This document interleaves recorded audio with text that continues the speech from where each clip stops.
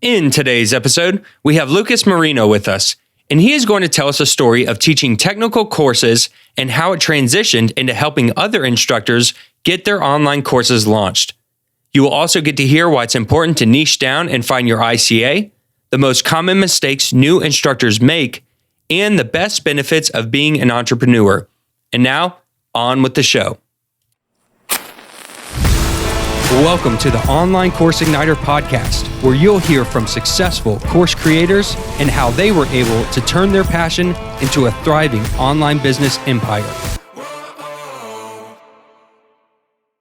Hello, everyone. Thank you for checking out the podcast today. We have a special guest with us, Lucas Marino from Marino Training, who is an expert in business. And I'm excited to have you on the show today. We're going to talk all things entrepreneurship. And I'm super excited to dive into the topics of, just the overall strategy of what it takes to be an entrepreneur, the creative process that goes into it, the experimentation, putting a strategy together, which I know is your area of expertise. So glad to have you on the show today. How's it going?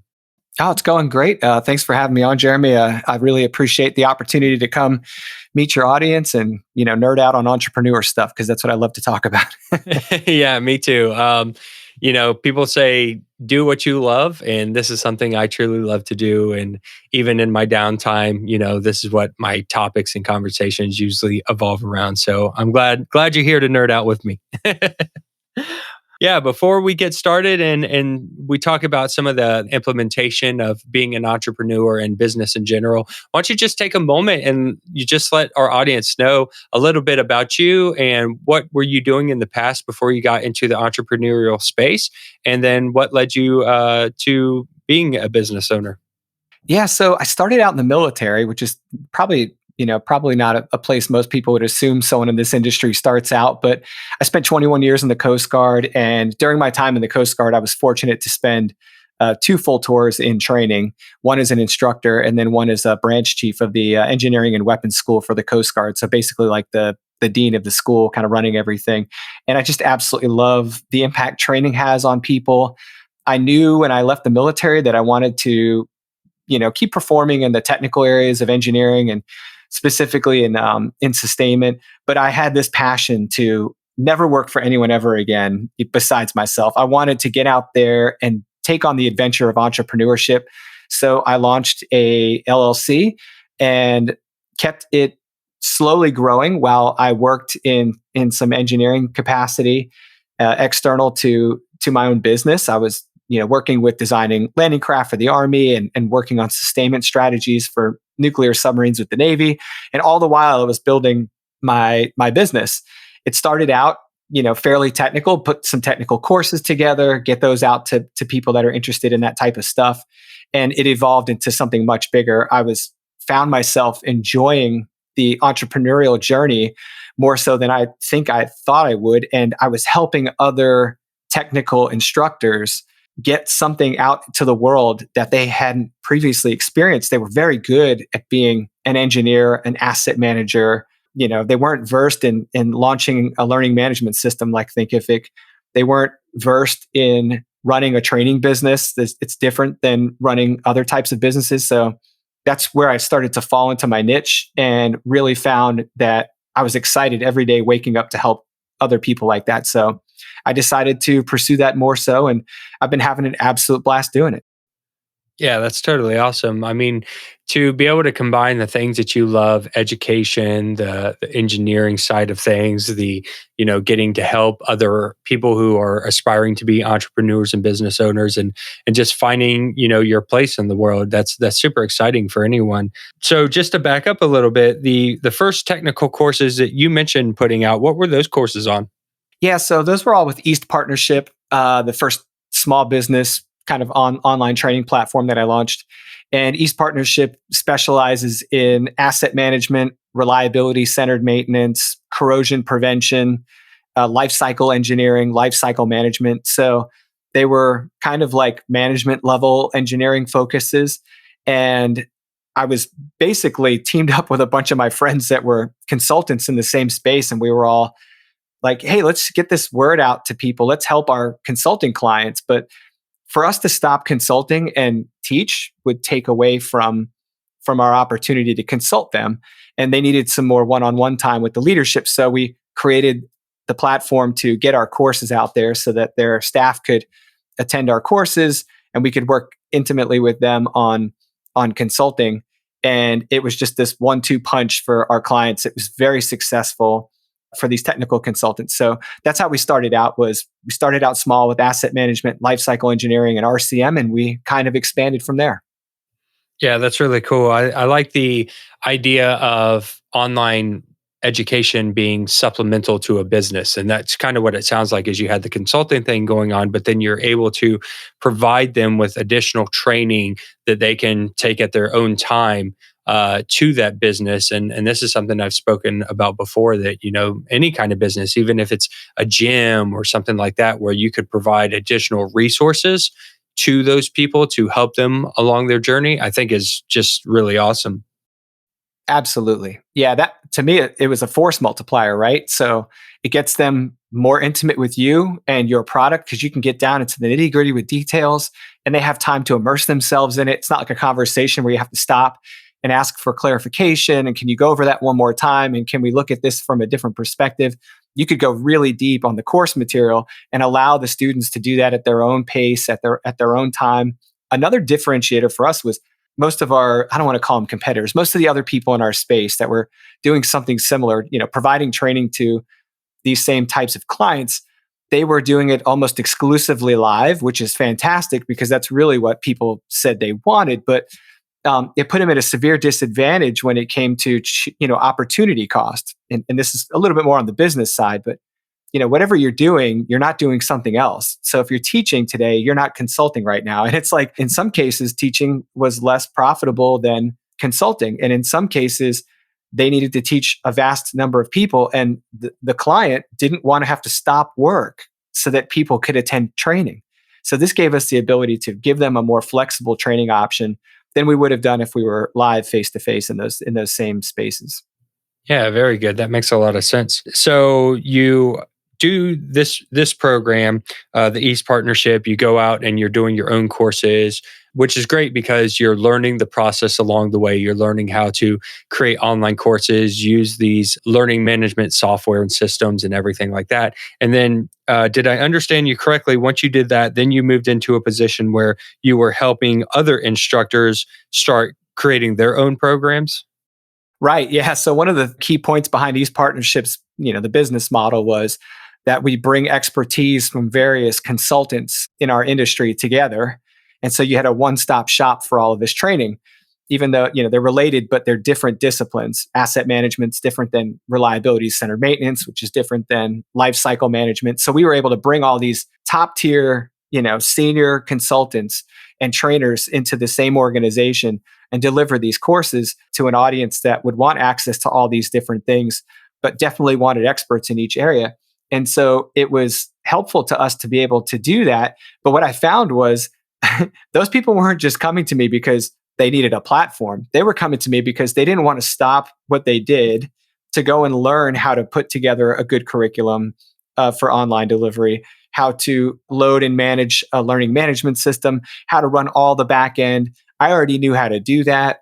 They could basically just turn on that force multiplier and we were up and running in no time. It was a tremendous lift off of their shoulders because they're all entrepreneurs. They're small business owners that are way too busy to stop and learn how to do all this stuff. So it was mutually beneficial that I could take the experience that I'd gained over several years of working with learning management systems prior to my retirement from the service and post-retirement from the service.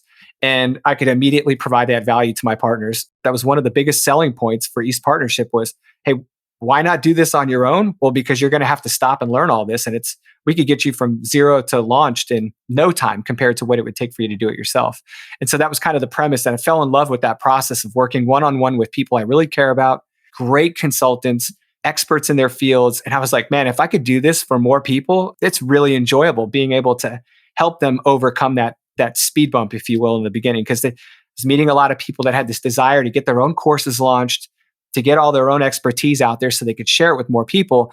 But they knew that there was going to be this uphill climb with learning how to do all of this on their own. And it was just fortuitous that we had met and they could, a trusted partner and agent to help them along the way. Yeah, I love that. That's great. It's just really cool that you were able to take that knowledge and then start sharing that with others and helping them get up their platforms. Because, like you said, a lot of people are the experts and they don't understand the back end, the technical, like you said, putting together a good curriculum. So it was great that you were able to help them in that way. And then I also think that it's pretty awesome that you found a certain niche to help. You didn't say that you were going to, just try to help everyone in general, but you had these technical type people who had a specialty and a niche, and utilize that. And that's something that I like to tell people too, is like when you're trying to start a business, try to niche it down a little bit. You can always expand later, but I feel like if you start with a very select group of people, you're able to help them at a higher level. Do you agree with that? I do, and it's so challenging, right? Sometimes to let go and say, all right, I'm going to niche down. And I think I was, on Thinkific's Thrive event this week. They had a panel talking about this same topic of, if it's hard to let go because you feel like you're leaving work out there. But what it really happens is you establish authority in a space much faster, and people that are closer to that niche identify more rapidly with you. And in many niches, you may be the only person they know of by name that even has anything to do with this type of thing. I had people come into me asking, "What is this that you're doing? I've never met anyone that's doing this in our space." And I'm like, "Yeah, it's, kind of the perfect combination of my two professional lives coming together." And I absolutely agree with you that that's a great recommendation. And the next question that often happens in entrepreneurs' heads was, what if I choose the wrong niche? Well, you have to be adaptable, right? You have to be agile. You have to be able to pivot. It's that way with anything in entrepreneurship. Just because you identify an ICA doesn't mean it's going to be the one you end up staying with. It took me 8 months to realize that although I had the right courses and I was talking to the right audience, the right learners, I wasn't targeting the right ICA for sales to close deals and things like that. And as an entrepreneur, you can only do so much of one without the other, right? You have to sell courses, you have to sell whatever it is that you're selling. I was talking to my learners, not realizing that I really needed to be talking to someone else to control the budget and the time and the training schedule for those learners. Yes, niching down is very important, and it spreads across the business, not just in your product that you develop, but it's also in the back end on the business side. It's who you're marketing to, it's who you're engaging in direct and referral sales with. Part of that journey of entrepreneurship was learning that. Even with Marino training, which is admittedly more broad than what I was doing with East Partnership, I've even niched down a bit there without being intentional about it at first. I have a lot of authors that come to me to convert books to courses. I didn't set myself up that way, but this is the group of people that I've found it attracted to my work and who I happen to be interacting with on a very frequent basis through my established network. So niching down to help authors take their books from publication to course has been especially beneficial to my Merino training business. And without that, I wouldn't be anywhere near as successful as I am right now. So yes, I 100% agree with your point. Yeah, that's great. I spoke with someone recently on the podcast too. She had done the same thing. She started off teaching online courses to a very general audience and was really kind of struggling to get any traction. And she realized that she liked dealing with people who were music teachers. That just was her audience, and that's who she enjoyed hanging out with and talking to.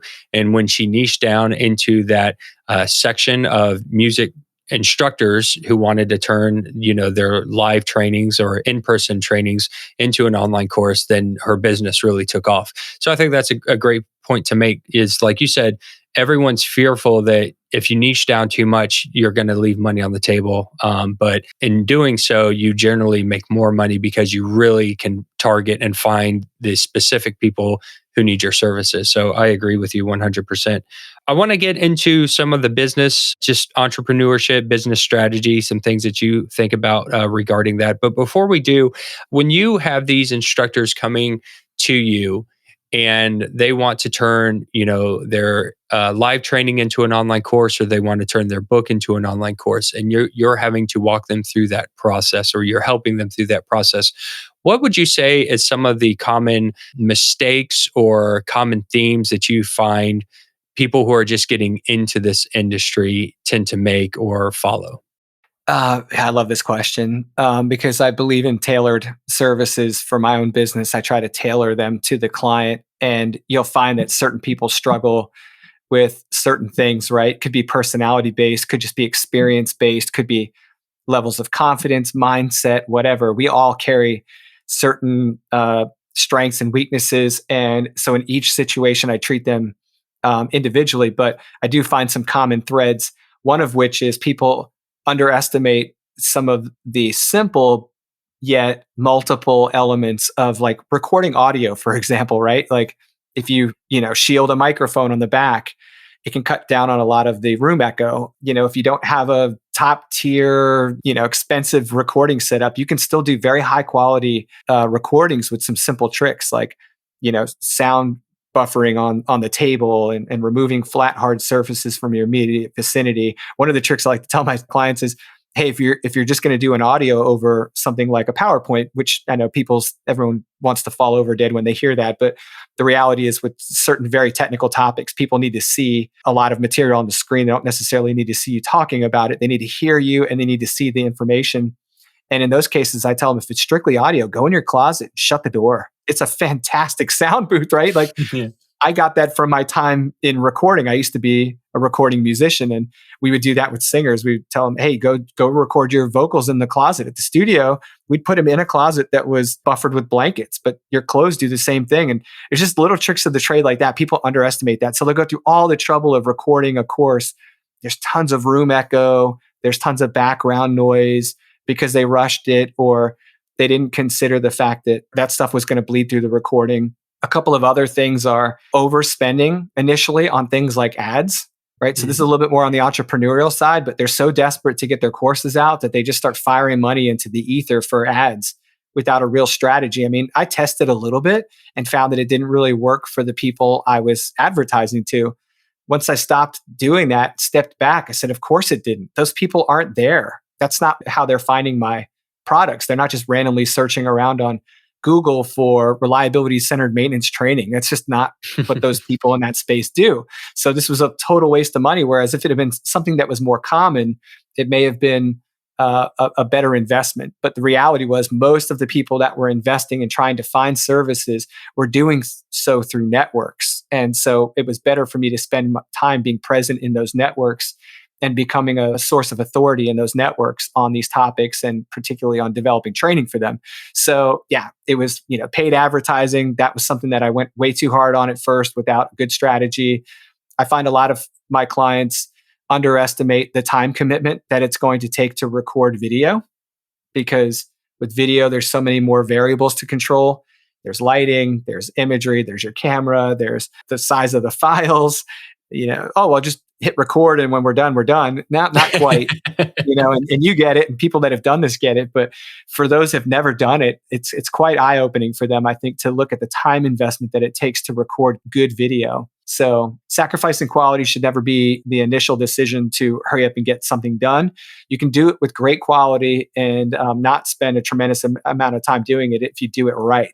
Doesn't mean you have to spend thousands and thousands of dollars on someone to do all your professional video for you either. Working with someone to help you develop a strategy, something that fits your brand, whether it be someone that you pay to do that, like a consultant, or if it's just someone that that is experienced in these things that you can reach out to and you can confide in. You're better off if you're not going it alone, if you have someone to talk to. You're better off if you don't just invest in things hoping with your fingers crossed that they'll work out, and just be patient with your product development, but also have a sense of urgency. And I think those are kind of some of the initial things that people stub their toes on when they get into this. Oh, and one last part, for the love of goodness, there are so many software options out there. It's like, no matter what you're trying to do, whether it's an LMS or a CRM software, customer relationship management software, or blogging or whatever, there's like 8 bazillion options out there. And I think people just like paralysis by analysis, just spend a ton of time just deep diving. I actually went out and experimented with a few options and just picked the ones that worked best for my situation and moved on.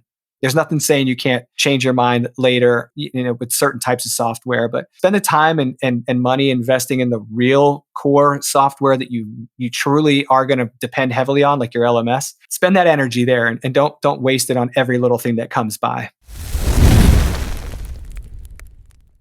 Are you struggling to create your first online course?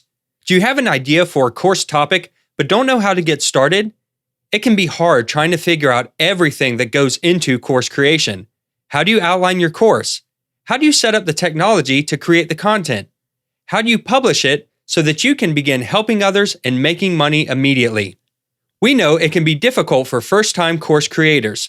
That is why we have designed the Start Your First Course Challenge. Our goal is to help you get that online course published within a couple of weeks. That means that you can get your digital product to market without wasting a bunch of time. We will show you how with the easiest methods possible that we have learned and crafted over the years. You'll learn how to choose a topic, outline your course, script what you want to say, and then record the material. After that, you'll discover how to set up the platform and publish it, all with a simple system that's guaranteed to get you results fast. Beat your procrastination by taking action today. Go to startyourfirstcourse.com now to sign up. That's startyourfirstcourse.com. See you in the challenge. It's so funny to hear people's stories and some of the things they say sometimes, because me and you, we come, pretty much from different backgrounds, and we come from different angles of getting into this space. However, we've come to a lot of the same conclusions. I mean, I would agree with you on a lot of these points about, ads and how much it's going to cost and how long it's going to take. And I am by trade am a perfectionist, and just I want everything to be perfect, so I spend months researching the right microphone and video equipment before I make a purchase. And that's very detrimental to the success of your business, because business thrives in fast action and getting results quickly. And if you are spending a long time researching every single platform and every single microphone and camera and light, you're not actually helping anyone, and therefore you're not, making sales and running a sustainable business. So I totally agree with you on that. I find that all the platforms have their pros and cons, and until you get in there and use them, you're not really going to know what you like and don't like about them. I mean, you can read blogs about it, but even ones that I thought were going to be the best options, I get in there and I realize I don't like the interface, or I don't like the way they do something, and I switch. And some that I didn't think were going to be that great end up being ones that I stick around with for a long time. So I totally agree with that. The time commitment is a huge one. I've learned to batch record and then render at night before I go to bed because Absolutely. I can't tell you how many times I was like, oh yeah, I finished this video, I can't wait to get it up, and I hit that render button, and it's like 3 hours and 27 minutes till finished. You're like, wait a minute, I wasn't planning on this. I'm like, oh no, I guess I'm gonna have to go find something else to do for a little while. Yeah, you're 100% agree with you. And then the video even gets, a little bit more complicated when people are like, oh, I wore the most fashionable thing. And I'm thinking, okay, well, that's going to expire. I have a friend who launched courses, and she got all dressed up, and she hired a very, professional team to do her videography. And, you can tell what time period that course was created in. And she's still putting it out because the information's just remarkable. But I always get a good chuckle when I turn it on. It's like, oh, look at what you're wearing, dude. So yeah, there's just like you said, there's just little things you just underestimate. And having gone through those processes, we can look back now and kind of laugh about them. Yeah, well, and hopefully it helps people going in the future. Like, I've become really good about getting rid of that perfectionism. I've become good about not worrying about perfecting the video and the lighting and the audio. I mean, I come from a production background. Like, I used to work in music venues and in conference halls and theaters doing lighting and audio and stage performances. So I am very well aware of good sounding audio, what good lighting is, what good video is.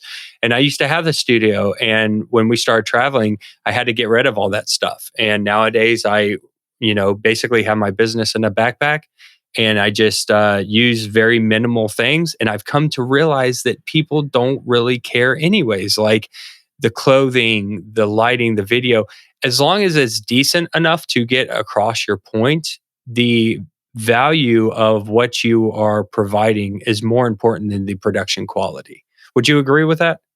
Yes, absolutely. And the thing I tell people is it's okay not to aim for perfection. Instead, change your perception of this. Aim to eliminate distractions. If anything you're doing is going to become a distraction from the learner, that's the thing to correct. Don't waste a ton of time trying to fix something no one's going to really, yeah, I don't want to say care about, but no one's really going to possibly notice, or like you said, they're not going to be a perceived loss of value there because they just don't see it that way. If there's anything that's distracting to the learner, absolutely eliminate that. Spend your energy doing that. And there is a place for perfectionism. I don't want to make it sound, I hate to speak in absolutes. That's one of the Yeah. downsides of doing a doctorate is that you like become very aware of the fact that, absolutes are dangerous. I completely agree with the focus on high quality when you are or exceptional quality and very, very well polished things when you're charging exceptional amounts of money for a product Hmm. and all of your competition is there, right? It's that level of production and detail. Then you should absolutely spend the time investing in that. But to go from zero to that is very difficult. And the return on the investment has to stand as a good business. If you're going to be extremely detailed in the production side and nitpicking down to the smallest detail, then you have to have the luxury of that time and you have to have a greater guarantee of an ROI by doing so. And if those two things can align, you're much better off than you would be if that wasn't the case. And I couldn't agree more with your earlier statement about like time being very important because you're essentially, even if it's not a first to market thing, right? I had people say, why are you doing training and reliability centered maintenance? There's already a ton of people out there that do that. I said, yes, but it's not that person's course. And people want that training from him. And so this is how you get him is to go through this. And he doesn't even need to be perfect. He just needs to be him. And people are automatically enrolling. Now, if he didn't have that kind of power recognition in industry, it would be way different. For us to charge those prices, he would have to be the absolute top quality option, and he would have to have some type of value above and beyond what his competitors had. Besides just the personal power, that relationship with these learners that he carries. So yeah, it's a multivariable equation, and you have to consider your business's context, right? It's all about your business's context, not someone else's. It's about your situation. Yeah, I love that. And I'm glad you said that about it being about the person. That's a question I get asked often is like, well, there's already a course on this subject. I'm afraid mine's not going to perform and I don't know if I should create a course. And it's like, well, not everyone is you. You teach differently, you look differently, you talk differently, you resonate with people differently. Me and Lucas can teach the same exact course and the same exact material, but for some reason, some people are going to be more drawn to him and some people are going to be more drawn to me. And that's okay. People are going to like your style and the way that you address the material. I'm just glad you said that because, it shouldn't hinder anyone from moving forward with creating any kind of educational content because you have information that people need to hear. You're going to teach it in a different way. And I feel like, you should put it out there.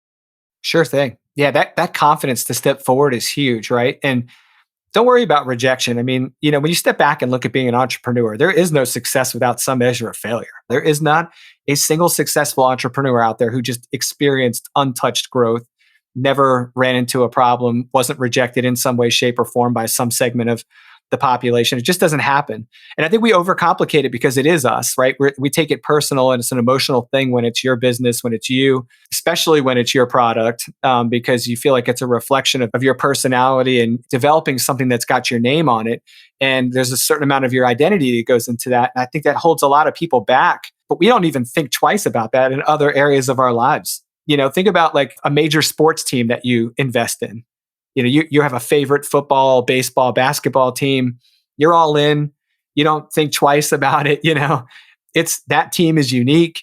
That team is something that the other teams aren't. There's something about it that attracts you. There's 32 professional NFL teams out there, but you're a big fan of that one for a specific reason.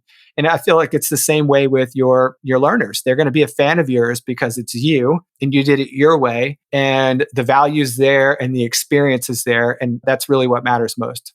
Perfect. Yeah, very well said.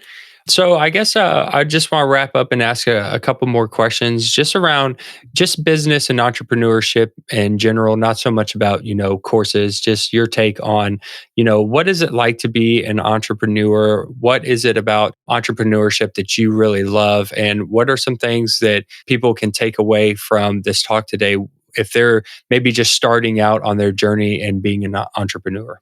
I think the things I love about it is the autonomy. You're empowered. You have an amazing amount of flexibility with what you want to do with your business. It's not the easier route by any stretch of the imagination. It's a lot of hard work. It's a lot of personal investment. There's a ton of ups and downs. But I think once you realize that is just the way entrepreneurship is, if you can work with that, you're going to be fine. Trying to ignore the realities of it, I think, is when people run into problems.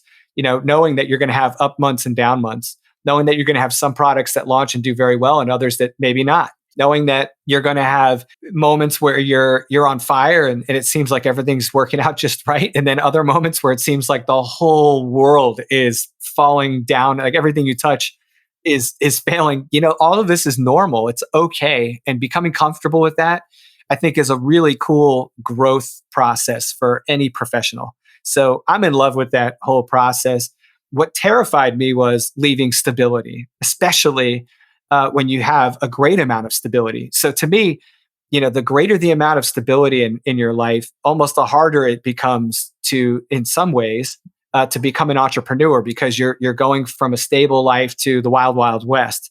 And I feel like as long as that's exciting and you're okay with managing that risk and being comfortable with it, then it's extremely exciting. It's invigorating. It's awakening, and it's enjoyable.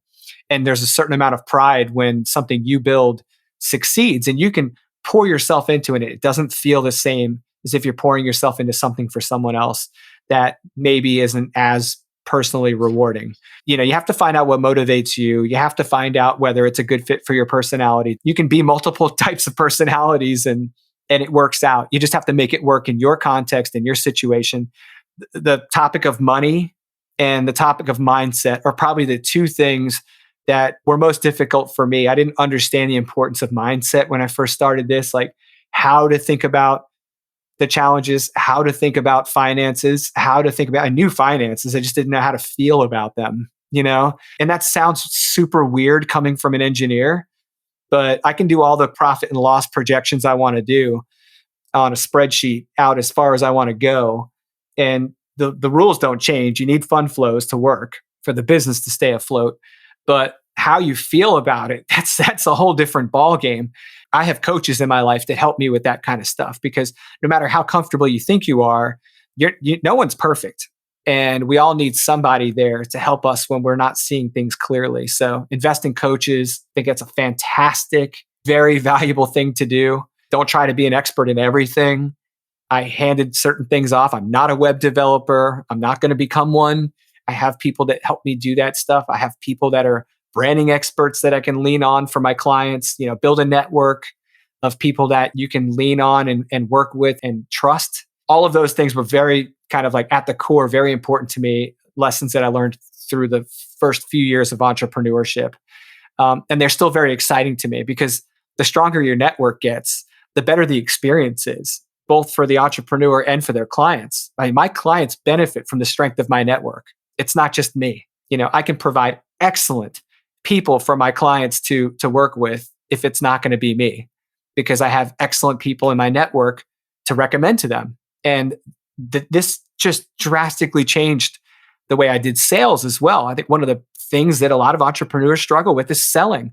I spent, I don't know, $10,000 on sales coaching, learning every which way to sell I possibly could, not because I was trying to be a salesman. It's the last thing I want to be.